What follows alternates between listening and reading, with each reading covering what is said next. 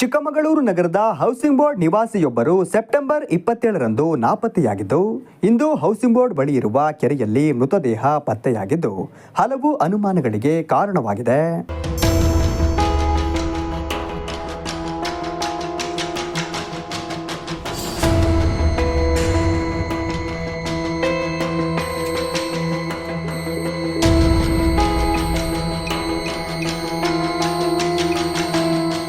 Housing board ನಿವಾಸಿ 70 ವರ್ಷದ ಲತಾ ಎಂಬುವವರು ಮೃತ ವ್ಯಕ್ತಿ ಎಂದು ತಿಳಿದು ಬಂದಿದೆ.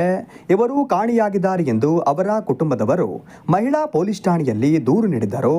ಹಲವು ದಿನಗಳ ಬಳಿಕ ಇಂದು ಚಿಕ್ಕಮಗಳೂರು ನಗರದ ಹೌಸಿಂಗ್ ಬೋರ್ಡ್ ಕೆರೆಯಲ್ಲಿ ಮೃತದೇಹ ಪತ್ತೆಯಾಗಿದೆ.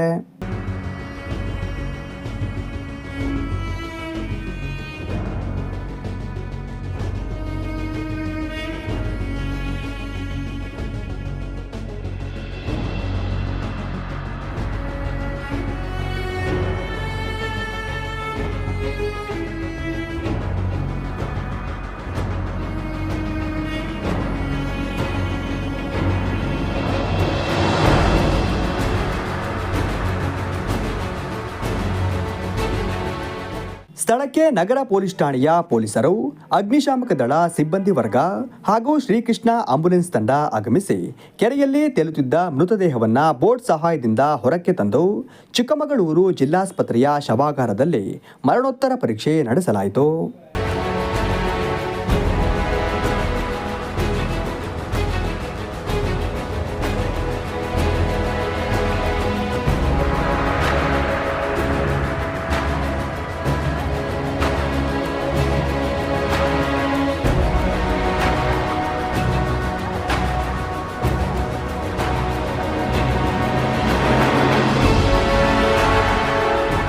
ಪೊಲೀಸರು ಈ ಪ್ರಕರಣವನ್ನು ಗಂಭೀರವಾಗಿ ಪರಿಗಣಿಸಿ ವೃದ್ಧೆಯ ಸಾವಿನ ಹಿಂದಿರುವ ಸತ್ಯಾಸತ್ಯತೆಯನ್ನು ಕೂಲಂಕುಷವಾಗಿ ತನಿಖೆ ನಡೆಸಿ ಮೃತ ವೃದ್ಧೆಗೆ ನ್ಯಾಯ ಕೊಡಿಸಬೇಕು ಎನ್ನುವುದು ಸ್ಥಳೀಯರ ಒತ್ತಾಯವಾಗಿದೆ.